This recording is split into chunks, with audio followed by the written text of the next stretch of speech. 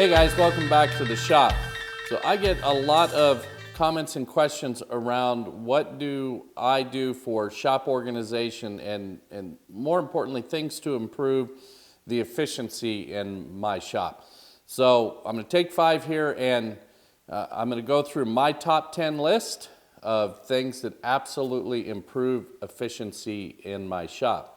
Now, my apologies for this big project being here on the table, but it's just a little too heavy for me to move by myself at this point. And this will be an upcoming video coming out very soon. But everything for me starts right here at my assembly table. So as this is my primary work location, I literally count steps from this location. So the tools and the items that I need when I'm here at my primary work location, they live the fewest steps away from this location.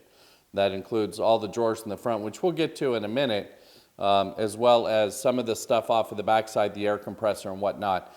But those items that I'm reaching for most frequently live the fewest steps away. Those items that I use very rarely, for instance, my D4R dovetail jig lives way over on the other side of the shop because I only use it once in a great while. So that's number 1. So number 2 for me is drawer organization. This is a sample of my fastener drawer, more or less, which lives at my assembly table. And these are the items that I'm reaching for the most. Now, I still have to store other things in the shop, and they live in other drawers that, again, are further steps or more steps away from this location.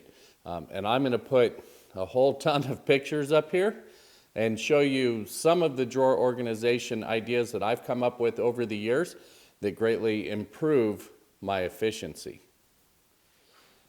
So my spindle sander lives under here, and you can just see the front of it here. And it lives on a shelf that is attached in this cabinet with a set of KitchenAid lifts. They make these lifts specifically for KitchenAid machines if you're retrofitting cabinets in your kitchen. And I've tied the handles together so that the whole thing just lifts up here, locks in place. And then my CT vac, which lives on the other side, that hose plugs directly into this, and I have dust collection at this machine. But again, it just improves the efficiency in my shop, you know, when I need to work at the spindle sander and test fit apart on my assembly table. Again, counting steps. So the next item up in my shop that really helped me improve efficiency, when I designed this shop, I had all the electrical outlets put at 40 inches off of the floor. Now, in a normal house, they would all be down lower.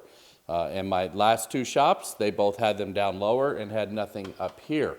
So the issue becomes if I built cabinets in front of this, or in this case, my split top Rubo, again with an outlet up here, it's above my work surface and is always available to me regardless of where I'm at in the shop.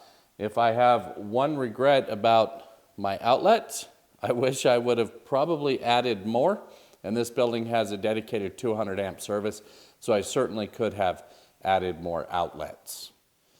Additionally, the outlets in this shop, I added some to the ceiling, and I'll show you pictures of this stuff. But I added some to the ceiling for drop cords and things where I wanted to get power somewhere else in the shop, more towards the center, as well as I added floor outlets to go underneath the table saw and take care of the joiner and all of that kind of stuff, and they're in the concrete, so I don't have any cords laying out on the floor here. And so that really improves efficiency because I'm not having to sweep around cords or trip over cords or those sorts of things. So the next item on my list is heating and cooling. In my first 2 shops, I had pellet stoves in both of those shops, and they were awesome for heating the shop, but they did nothing for cooling in the shop. So in this build, hopefully this is my last shop, I put in a heat pump and I put in 2 mini splits, one in here and one in my wife's quilting room to handle all my heating and cooling needs. And as long as we're in this corner, I might as well talk about my next item, which is your cordless tools. The biggest thing that's helped me is to stay in the same battery family. Are all these tools my favorite in that battery family? No, but I also only have one bank charger and not a bunch of various chargers all over the shop and searching for batteries. I have numerous spare batteries for these, and as you saw in a picture in the drawer organization, some of those batteries live right there. So if I have one of these tools that the battery dies, I grab another one out of the drawer, which again is fewest steps away, and I continue on. That really helps to improve efficiency. The next item up is cleanup drops pulled directly from my dust collection system. I've got 3 of them in the shop, and I'll show you some pictures of those. But this saves me from needing to drag the shop vac around to do cleanup at some of the various locations. All the big tools have dust collection on them, but we all know that dust collection doesn't always work as efficiently as it should. So this just speeds up my time from having to go get a shop vac and do the cleanup and that sort of thing. In fact, I've moved that shop vac completely out of my shop, which again frees up more space for me and improves my efficiency. So next up is tape measures. We've all lost a tape measure in the shop, right? Well, in this shop, the way that I've combated that problem is to add a lot of tape measures. I took a walk around for this video, and I counted around 13 of them in this shop. I try to stay in the same family for the most part so there's consistency from tape to tape, but I have strayed outside of that a little bit and gotten some of these magnetic ones, and I'll stick these on the band saws or on a dust collector or someplace close to a tool where I'm going to use it. Now, the important thing is to make sure that they all read pretty much the same. If you're going to move between different tape measures, you need to make sure that scale-wise they're all accurate and on. So here are 3 tape measures from my shop, and I promise you they're all the same. But you can see that 6 inches is 6 inches regardless of the tape measure. And it's important that they're consistent across the board. This is one of the reasons I usually stay with the same manufacturer of tape measure. And for the record, I like the little Fat Maxes because they don't have the metric on one side and the imperial on the other, and they don't do the fraction measurements and that kind of stuff. I like a standard tape measure, but that's my personal preference. But if you're going to add a lot of these tape measures, just make sure they all read the same. So the next item up that I think improves efficiency for me is not this clamp rack, which I'm kind of happy about, but it's actually the plywood walls. In the first 2 shops, I did French cleats, I did pegboard, I tried all kinds of things because I was constantly moving things around. But based off 2 shops worth of experience and the fact that I count steps from my work location, I know where things live, and having plywood walls just allows me to hard mount everything that I need mounted to the wall, directly to the wall.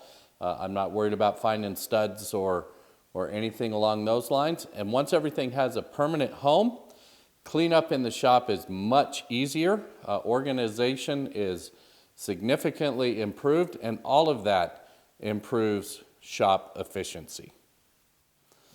So next on the list is the whiteboard. This is where I take all of my notes for a particular project. In fact, that's the notes that's on here now is for the current project.